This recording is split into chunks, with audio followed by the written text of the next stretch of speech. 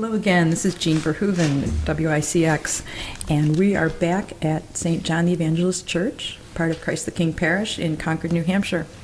And we are very honored to have with us the keynote speaker of today's events, Jennifer Lahl. Now, Jennifer comes from us all the way from California, where now she's freezing a little. But Jennifer is the president of the Center for Bioethics and Culture. She is an international speaker, writer, and filmmaker, combining 25 years of pediatric critical care nursing, senior level nursing management, graduate training in bioethics to promote a life-affirming conscience in science, medicine, technology, and public policy. Do you ever sleep, Jennifer? Well, I do sleep a little bit. I am a high-energy person, so I don't need a lot of sleep, thank God. Well, that's quite a resume you have there. How would you say that the background in nursing and also in administration prepare you for or inspire you to dedicate your life and career to Right to Life and bioethics movement? I had a career in nursing for about 20 years, so I consider myself a very strong patient advocate. So I've just sort of transferred my patient advocacy energy and voice to, advocating for human life more broadly in the space of biotechnology. So I work very closely in embryonic stem cell research, so I advocate for the human embryo not to be destroyed. So I think my patient advocacy, my strong sense of the proper role of science and medicine and technology to be used as we move forward in the 21st century with more novel biotechnologies that undermine human life and human dignity. And, running a very busy children's hospital as a hospital administrator helps me navigate a nonprofit organization. When you're taking care of low-income children, you have to figure out how to deliver care to those that are poor or underinsured. And now I work in the nonprofit space, so I have to figure out how to do my work with very little money because nonprofit work focuses on a non-profit. Is being Right to Life amongst a poorer economic community, is that harder? I believe absolutely, because money talks. Money can buy you the things that you want or you need, and those that don't have money are even more marginalized, more vulnerable, more expendable. I mean, if you look at how hard the disability community has had to fight for access, just basic access to public buildings. It's an additional burden that those of low income face. Right. So I think it's more important that we have other people advocating on their behalf for them. Well, you're not just an advocate, but you're a filmmaker. Yeah. Now, my son, that's one of his aspirations, is going to filmmaking, but it seems like it's a great way to get the word out and hit the masses. Can you fill us in a little bit, summarize your productions so far? Sure. Yeah, and film is, we're a visual culture. People don't read like they used to. People want to watch videos. So we decided to tell stories, and stories are powerful. If you look at the narrative that we fight in the Right to Life movement, it's a story war. Is it the woman's right or is it the unborn child's right? And we have competing rights. So we decided to use the power of film. And today it's very affordable to make your own film. So we are independent documentary filmmakers. We make all of our films in-house. Our first film was called Lines That Divide, the Great Stem Cell Debate that came out under the George Bush administration, where there was this huge public international debate over human cloning and embryonic stem cell research. We quickly rolled out a series of 4 films in the space of what I call assisted reproductive technology, third-party conception. So we have 2 films on egg donation and the risk to young women who are selling their eggs to help people have babies. We have Anonymous Father's Day, which tells the story of now young adults who are here on the earth because of anonymous sperm donation. And then in the series is Breeders, a subclass of women. We have a huge debate in the United States and around the world on paying women to have babies for other people. Then our most recent film is a short film that we released for free. It's been seen by close to 70,000 people now in just a few short months. It's a story of a young woman in California who's battling a terminal illness, and she's very much an advocate and speaks out against assisted suicide. It's called Compassion and Choice Denied, and it's her story of how her health care was denied the minute California passed legalized assisted suicide. Oh, that's heart-wrenching. You just brought up a good point. When people hear Right to Life, they think abortion. I'd like to do a lightning round, I guess we could call it, of some of the other areas that fall under the definition. So how about, for instance, stem cell? How do you explain that a stem cell treatment that's going to save your dying child is wrong? How do you say that to somebody? Well, if it's an ethical stem cell treatment, I would say, great, go for it. Adult stem cells, umbilical cord blood. There are great therapies out there that have been developed through, ethical stem cell research. So if you're specifically talking about a family who's fighting for embryonic stem cell research, I make a strong case. We want to provide a treatment, a benefit, a therapy for your sick child, but we do not want to do that at the cost of somebody else's life or somebody else's health or well-being. So it's just a very strong argument of why science and medicine should find ethical treatments for patients, so we don't put people and families in these dilemmas where somebody else has to die so somebody else can live. How about frozen embryos? Is donating your frozen embryo to another couple, is that a bad thing? And how can we prevent those frozen embryos being sent off for some research of some sort? Yeah, the first problem with frozen embryo, that issue is that we allow embryos to be frozen. The German federal law prohibits the freezing of a human embryo. We need federal law in the United States that just says we are not going to freeze human embryos.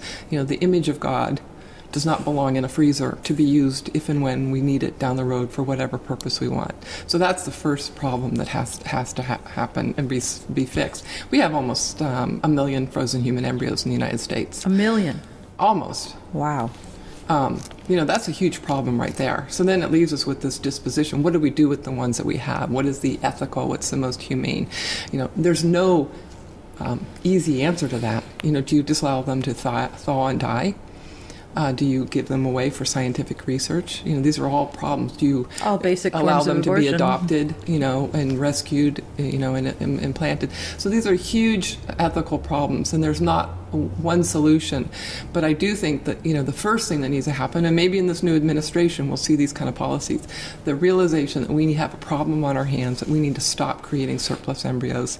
And then we have to decide, as a matter of public policy, and as our faith communities, what is the ethical, just treatment of those human embryos that have been, at first, you call the parents, come get your kids. I mean, they're children. It's like when the parents don't come after the birthday party's over and you're going, when's those mom going to come get her kids? Come get your children, they're in the freezer. That's a lovely image. Put the pressure back on them. I because agree. You created them to have children.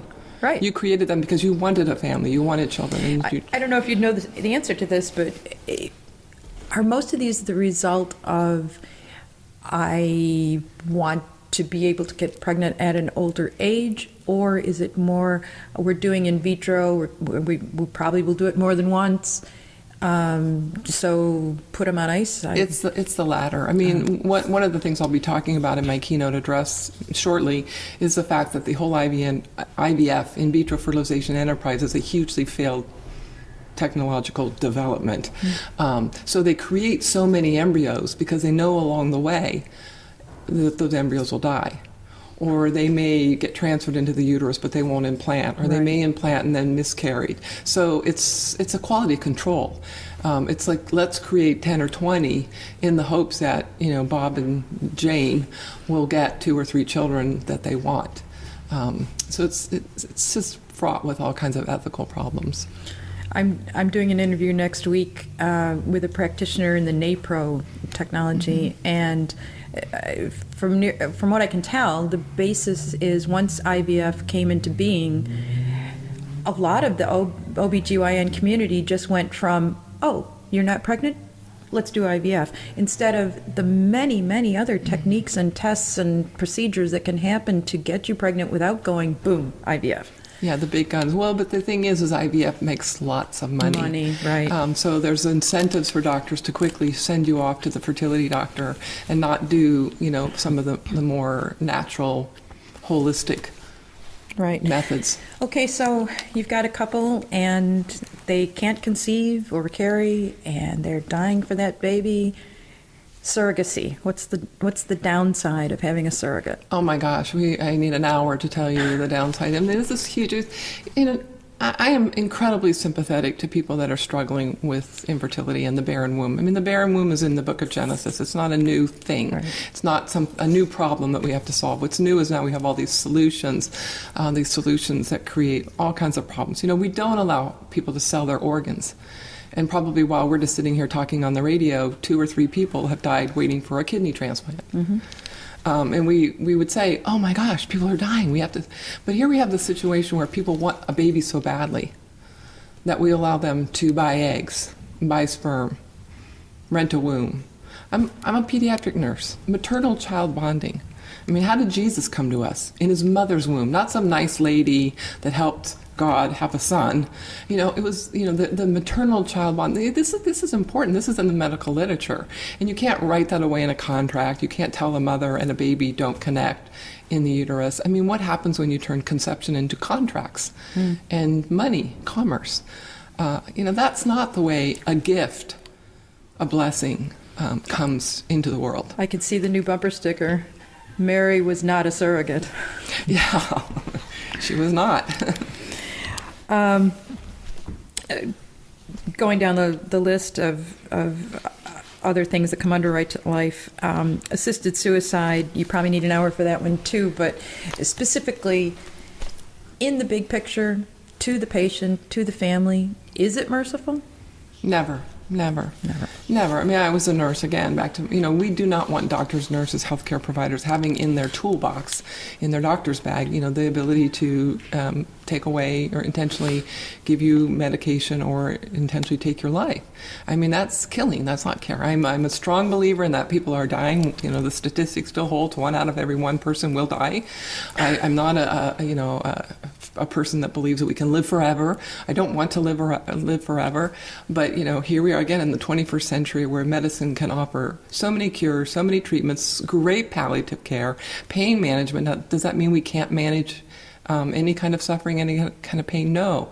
But, there's a fine line. There's a fine line between recognizing that somebody is dying and keeping them comfortable and providing them with care and support, spiritual support, medical support, pain management, but never saying, here, take these pills, go home, and you will die within 2 hours. I mean, that's a bright line.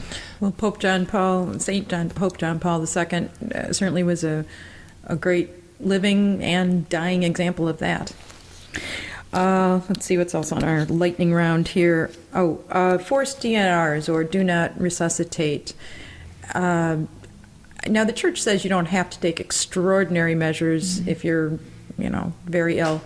But that's different from forced DNRs. Mm-hmm. Where does that come from? Yeah, that comes from, the culture of death.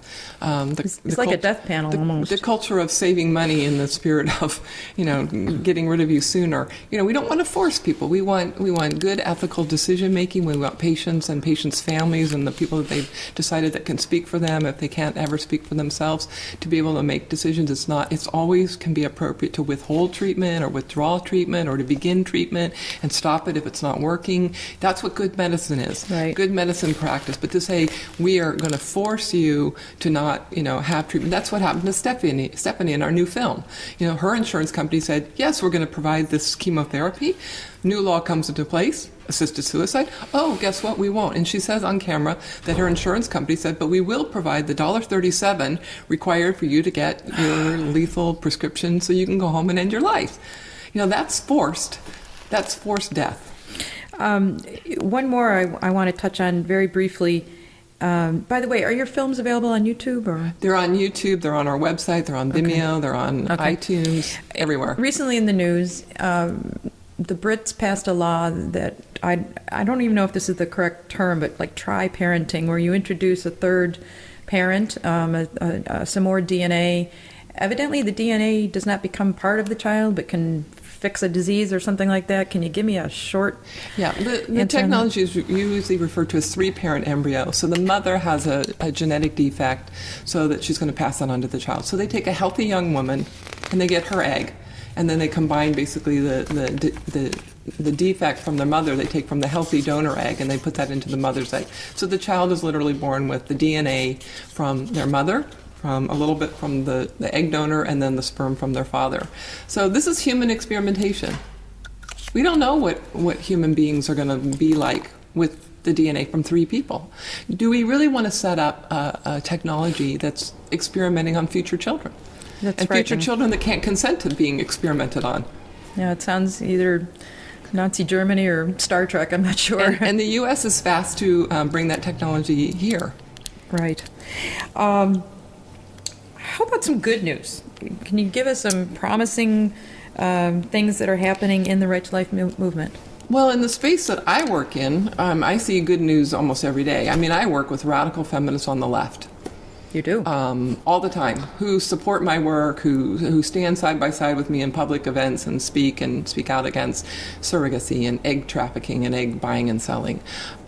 So that's very hopeful to me. You know, we've stopped major pieces of legislation in my state of California, which is not friendly to my point of view, and we've gotten Governor Brown to veto significant pieces of legislation that will protect women from egg poachers, as I call them, that want their eggs to do scientific research. It's not called the embryos. left coast for nothing. Yeah, so those are encouraging. People aren't tribal yet on the issues that I work on. You know, the abortion debate, people are so entrenched.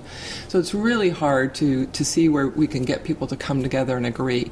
But this new space of 3-parent embryo and human cloning and genetic engineering of human beings and designer babies, people on the left, and you know, there's people on the left that care about women and women's health. They care about the poor women who are being exploited mostly because it's the rich who buy. So those kind of class issues. So we're able to have a lot of common cause. We have a big event at the UN in March around International Women's Day, where we'll be bringing major feminists from all over the world together to speak out against the trading on the female body.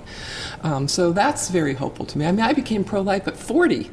Oh, really? Yeah. So there's a story of hope right there. You know, so you can teach an old dog new tricks. And now look at me, I'm out traveling the world. Was there one thing that changed your mind, or was it just it was kind wearing of you down? slow process. I mean, I was in graduate school and I was studying where all this biotechnology was headed, and I was concerned that we were aborting the Down syndrome babies because they weren't perfect, and then I saw, well, we want smart babies and blue-eyed babies, and gender selection. So it was kind of a process of where this was all headed, and this it was finally a pivotal moment when the jig is up, and I jumped in with both feet.